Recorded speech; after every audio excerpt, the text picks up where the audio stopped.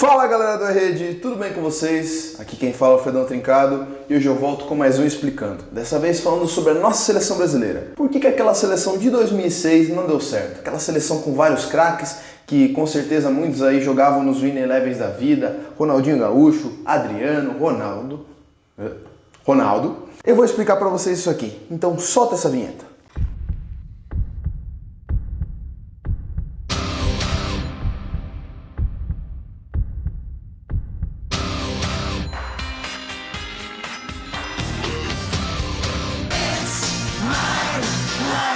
Bom, para contextualizar um pouco, a seleção brasileira, um ano antes, em 2005, ganhou a Copa das Confederações, que também foi na Alemanha. E teve um gostinho bem especial, porque ganhou em cima da Argentina. Isso foi por 4-1 e tem passado até na Globo, no Sport TV, eles repetiram bastante esse jogo na quarentena. Só que assim, não foi bem desse jeito como todo mundo pensa, um passeio da seleção brasileira. A seleção não foi muito bem na Copa das Confederações, engrenou nos momentos finais e apesar de ter ganho de 4-1, a final contra a Argentina, o time da Argentina só tinha 4 titulares que jogaram no time inicial da Copa do Mundo de 2006, então era basicamente um time bem misto, reserva da Argentina, né? Sem tirar o mérito da seleção, né? O time também era bem diferente, de 2005 para 2006 ele mudou muito, e o técnico naquela época, Carlos Alberto Parreira, sofria muita pressão de fora, tanto dos torcedores quanto do presidente da CBF, para ele colocar todas as estrelas ali em campo. E vamos lá para o time de 2005, nós tínhamos Dida no gol, Lúcio e Roque Júnior na zaga, nas laterais Cicinho e Gilberto. No meio Emerson, mais à frente Kaká e Ronaldinho e no ataque Adriano e Robinho. Esse era o time da Copa das Confederações. Ali em 2006 a coisa mudou um pouquinho, na verdade mudou bastante, né? Se for ver bem as bases do time. O time ficou assim. No time de 2006, Dida no gol, Lúcio na zaga junto com Juan. Nas laterais Cafu e Roberto Carlos. No meio de campo Emerson, mais à frente Kaká e Ronaldinho Gaúcho. E no ataque, Adriano Imperador e Ronaldo Fenômeno. Bom, como vocês podem ver, as laterais foram trocadas. O Cicinho, no lugar do Cicinho foi colocado o Cafu. No lugar do Gilberto foi colocado o Roberto Carlos. E eu não quero criticar nenhum dos dois, até porque são dois dos melhores laterais da história do futebol brasileiro. Só que eles já estavam veteranos. É muito bom ter um veterano no time para dar aquela coordenada, né? Botar a casa em ordem. Mas, poxa, ali dois veteranos, Cafu e Roberto Carlos... Às vezes podia ter dado uma chance ali para o Cicinho, por exemplo, que estava numa boa fase ali, tinha acabado de sair de São Paulo, estava no Real Madrid, não sei. Aí chegamos para o que foi provavelmente o iceberg do navio da seleção, o quadrado mágico. Para você que não sabe o que é o quadrado mágico, é a junção de Kaká, Ronaldinho Gaúcho, Adriano e Ronaldo Fenômeno. Os 4 no mesmo time formavam o chamado quadrado mágico, que ficou bem famoso naquela época. E se você for ver bem o quadrado mágico, você tinha Adriano em ótima fase na Inter de Milão, Kaká prestes a ser o melhor jogador do mundo, Ronaldo Fenômeno em boa fase ainda no Real Madrid, e para completar Ronaldinho Gaúcho, o cara que domava ali a criação das jogadas do Barcelona, era o principal jogador do Barcelona na época. Tinha tudo para dar certo, só que não deu. E por que não deu certo? Basicamente por uma razão só. Quase todos ali esses atacantes de muita qualidade faziam a mesma função nos seus times. O que isso quer dizer? Bom, você pega, por exemplo, Kaká, Adriano e Ronaldo Fenômeno. O Ronaldinho tira um pouco porque ele até formava algumas jogadas, puxava jogo, além de marcar gols. Kaká, Ronaldo e Adriano, eles eram atacantes, eles eram os caras que faziam o gol.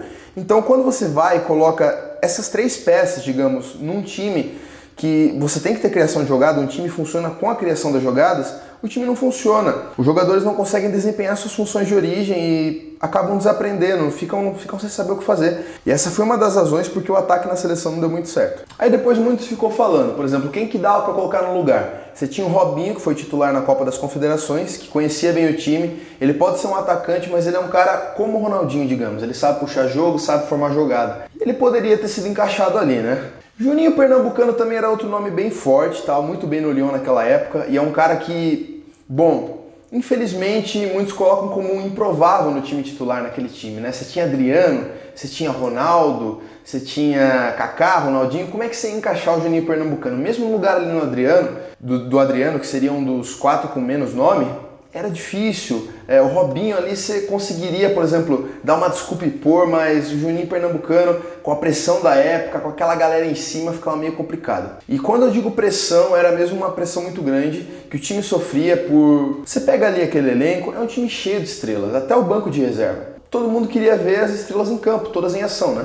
Mas até o próprio Juninho Pernambucano, em entrevistas e pessoas próximas ali dos bastidores da seleção falavam, se ele tivesse entrado ali, ele ou o Fred, digamos que também estava numa boa fase naquela época, quem sabe poderia ter sido diferente, né? Fora essas questões, aquela seleção era muito famosa pelo seu samba, festa, não vou falar bagunça, que fica um termo meio chato, mas estava sempre confraternizando, eram permitidas muitas visitas na concentração, não teve ali uma concentração forte ali só na Copa, foi uma coisa muito, a gente vai ganhar, vai dar tudo certo e a gente não vai não se preocupar muito com isso, né? E o resultado apareceu, meus amigos. Infelizmente, nas quartas de final, a seleção brasileira acabou caindo para uma França que estava com um timaço, tinha ali Henry, Zidane se aposentando, mas ainda em ótima fase, em ótimo físico. A seleção perdeu por 1-0.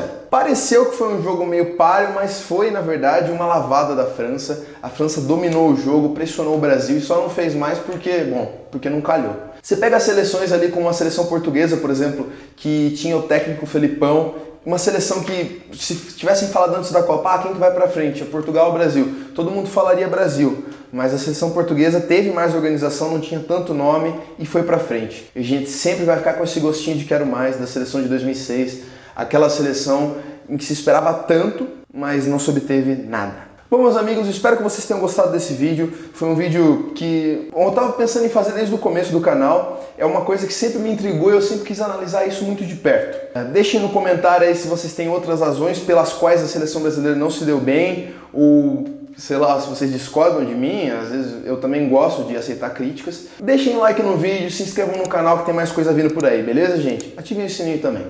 Valeu!